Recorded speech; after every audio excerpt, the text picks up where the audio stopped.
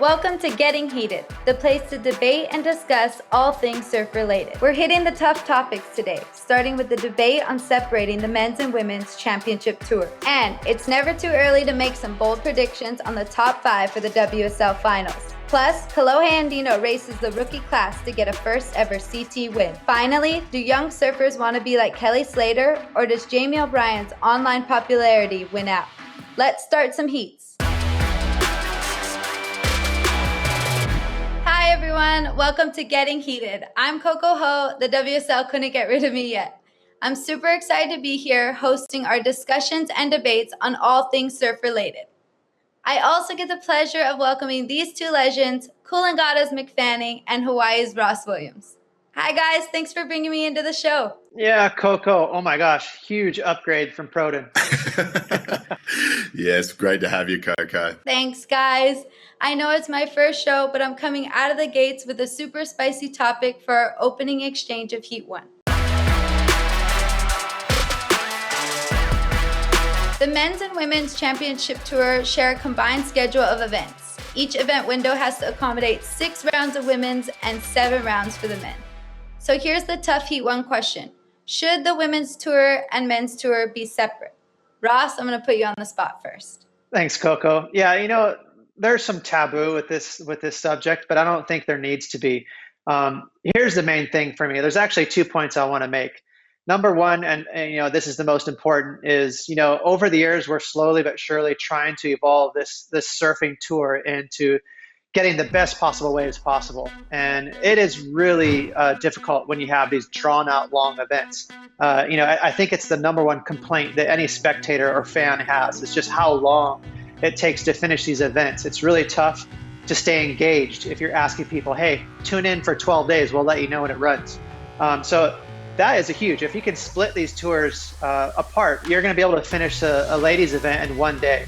You're going to be able to finish the men's event in 2 days, and that's a big, big advantage. Mick, that means one swell. You cherry pick it out of that waiting period, and I think you're going to see a lot more engagement. Number 2 topic for me, Mick, is I think if you ask a lot of agents out there in the surf world right now, there's actually more attraction for women to get sponsored, not as much as men. So I think there's a place there on the tour. If you created a women's tour with their own vibe separate from the men's, they could attract some huge non-endemic sponsorships.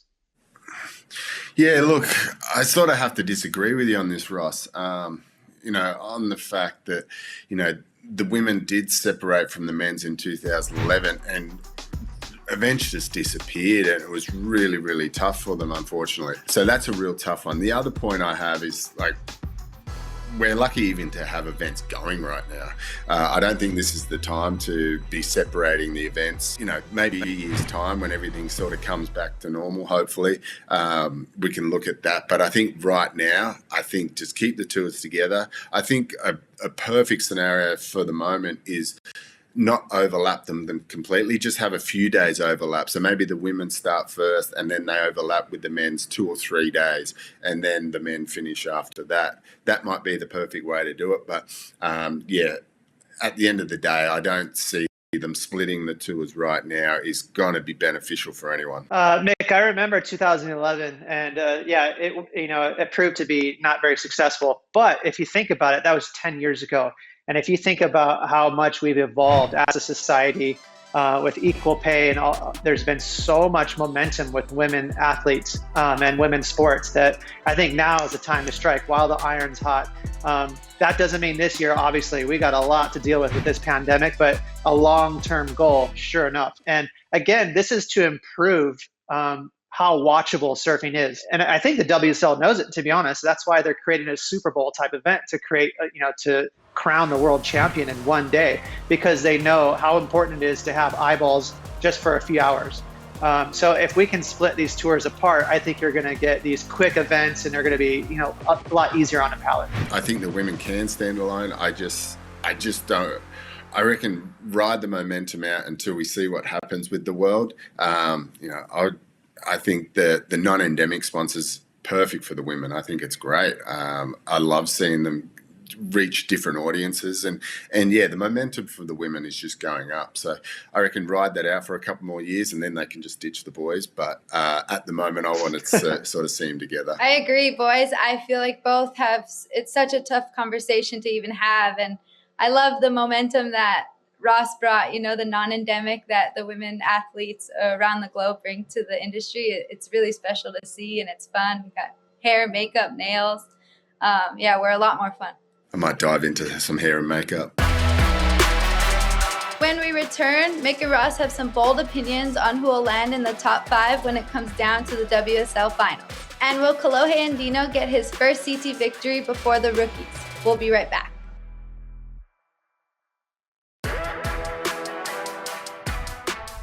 Welcome back to Getting Heated. I'm Coco Ho, joined by my uncles, Ross Williams and Mick Fanning.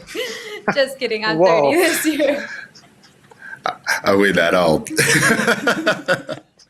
Maybe Rossies. Oh, that first heat was a tough one, but I'm not going to go much easier for heat 2.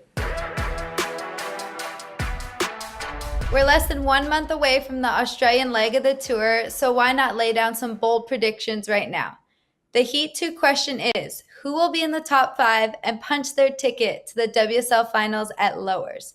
Mick, who do you got?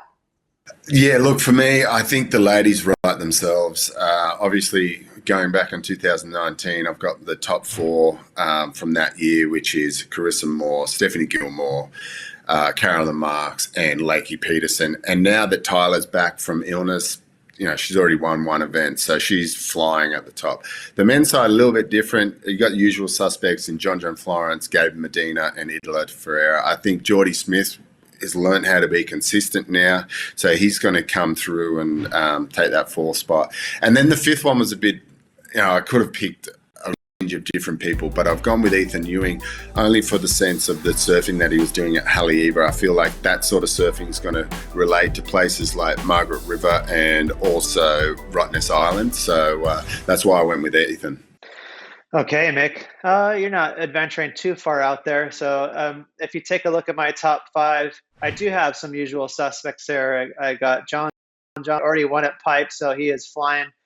But I did choose a big one there, Kolohe Andino. I got him all the way up there at number 2. I just I have a sneaky suspicion it's his year.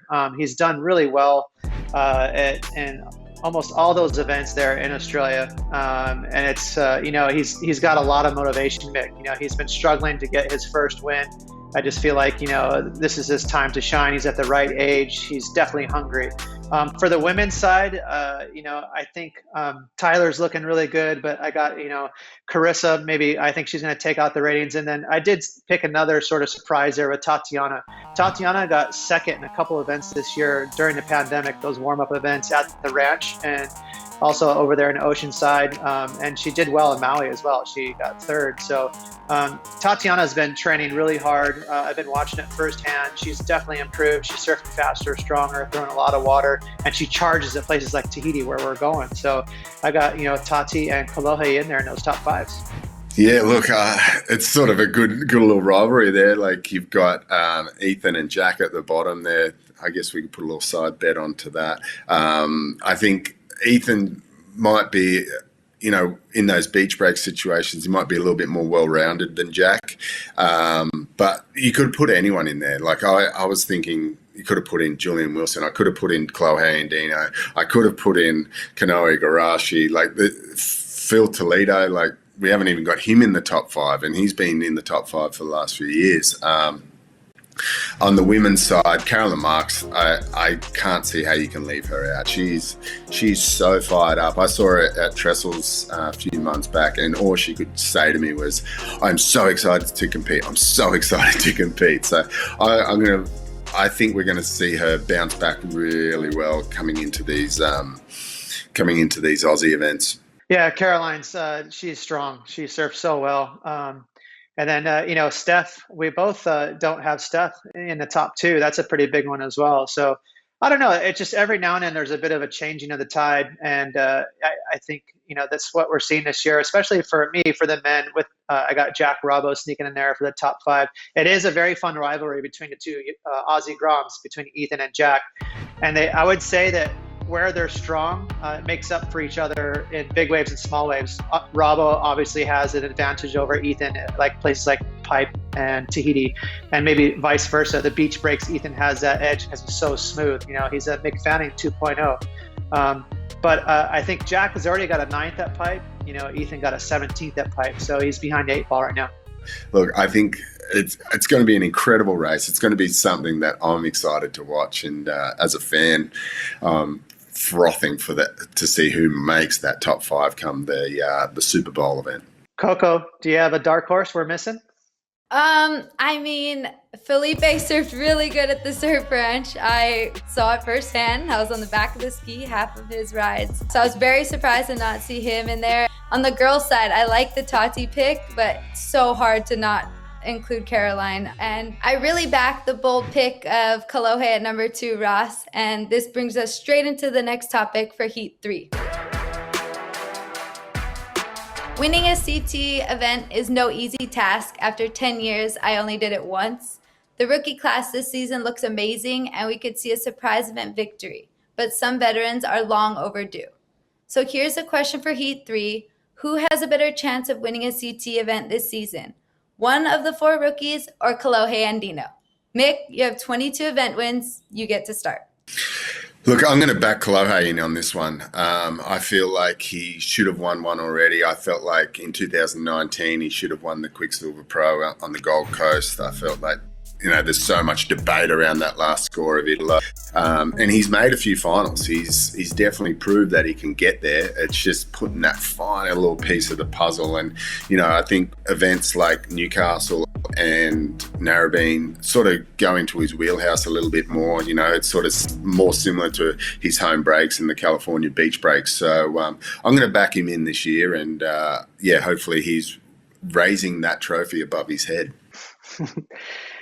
I hope you're right, because I'm a big fan of Kolohe Andino, and he deserves it, and he's overdue. But if I'm going to back the rookies here, Mick, the shiny star in that bunch, nothing against Morgan and Matt McGillivray and Isabella, but Jack Robbo's got a ton of talent. Do I think it's going to be easy for him to win? No. I think it's a tall task, but you got to look at WA, where he's a local boy. I think he's got a great chance there. And then obviously in Tahiti, Jack would be one of the favorites. So, it's definitely a coin flip in my eyes between him and brother, who's going to win this year, but I'll back Jack. Mate, you just put Kolohe at number 2 in your top 5, and now you're saying that number 5 is going to beat number 2. Come on, Ross, get your stuff together. That's how good I am, Mick. You just stole Kolohe from me, so I'm just pivoting because I'm a bad mofo. Look, I hope he wins, man. It'll be a great celebration all around. So look, I'm going to back him in. Rossi's going to figure out his numbers and then reassess where he puts Kolohe in his top 5. But come on, Kolohe, let's see one. Again, you stole brother from me, so I'm just pivoting. I did see that consistency with the ratings and then not backing him to win. So I am Team Kolohe. I'm going to back him all the way. When we return, Kelly is king, but Jamie O'Brien's popularity is a sign of the changing times. We're going deep into this one when we come back.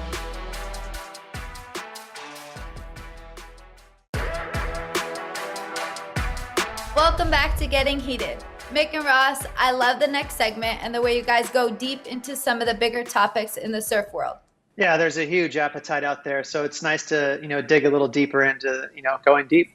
Yeah, we just open up our brains a little bit more and just get some more rubbish out there. Well, let's get right in today's Going Deep segment of the show. Pop culture is changing the way the youth are influenced by surfing. Seeing friends land magazine covers and win events has always been huge to me, but following your favorite surfer's vlog and Instagram can be deeply influential. So the Going Deep question is, do the young surfers want to be the next Kelly Slater, or do they want to be the next Jamie O'Brien? Ross, the floor is yours. Yeah, I mean, you're looking at a guy that's comes from way back when the glory days of magazines. So obviously, that holds a very special, nostalgic place in my heart. But times have changed, and I think the main reason why is, the main attributor is the rapid pace that social media provides, and it's really created this generation of kids that need to be spoon-fed daily of just huge airs, people messing around daily at their home breaks or in the parking lot having fun. It's just non-stop pace. Whereas before, Mick, I'm sure you remember back in the day, we had to wait, a good month for each magazine. It taught us to be patient, right? You had to really wait to see who's going to be on the next cover shot and all that stuff. And so the anticipation, it really built up that nostalgia. But you can't deny that, all these kids have access to every single pro surfer there is out there. Yeah, it's incredible. You run into kids these days, anywhere from 5 to 15, and the amount of times I've had kids come up to me and I'm like, oh, who's your favorite surfer?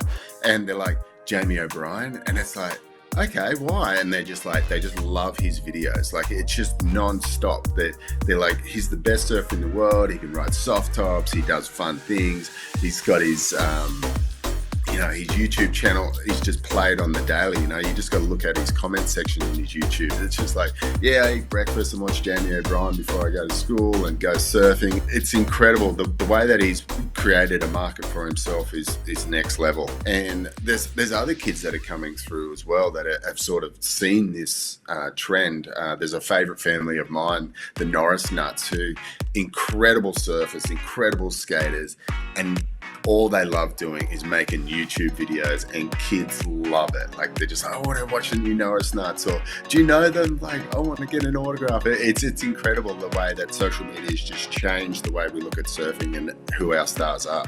Yeah, it really is. I'm not sure I'm going to wake up in the morning and have a bowl of cereal and watch Jamie O'Brien in his Speedos, but hey, to each his own. Before there was such a thing as a vlog, there was guys out there that would just go free surf and get photos in a magazine. But that was a real stretched out process. Now you have guys like Jamie who constantly are looking for funny, quirky things to do daily because kids are just psyching, waiting to, get their daily feed of Jamie O or whoever it is. But there is those crossovers like Kelly Slater, who's got a lot of followers on Instagram. And then, of course, Gabriel Medina is just an absolute beast who has, 7 million followers on Instagram. So there's a kind of some pressure there for some of these surfers that compete, win world titles, and they have to feed the beast of social media. You just have a look at, 2020, who was the most entertaining surfer for the whole year was Italo Ferreira. He was everywhere. He was just doing, if it's not whip-ins, it's, trying to surf crazy waves at Nazare, or just him just running around, throwing his jet ski in the pool and stuff like that. Just people with energy. Kids just want to see that. And that's why I feel like they're heading more towards the JOB type YouTube vlogs, because they can just sit there and watch it and just get psyched just to go surfing and do fun stuff. Mick, did your contracts evolve towards the end of your career and you had to have a social media presence?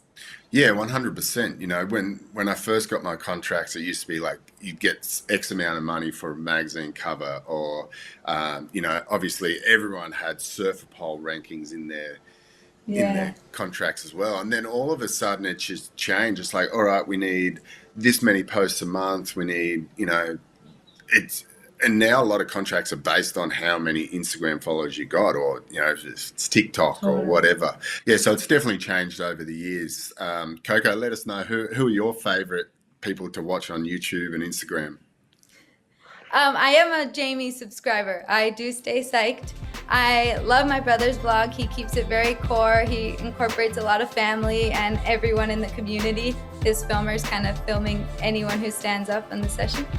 But I do kind of urge him to be a little more personable. I feel like those are the people that really thrive on Instagram, and those are the ones when you can see your hero do something that you can do or at home, and like Medina dancing, I think people freak out. Mate, Ross, you got to get TikToking, brother. Well, it's almost bedtime, so I'm going to go log in and check out what Jamie's doing. Oh. Stay psyched. That does it for my first episode hosting the show. Thanks for letting me join the party, you guys.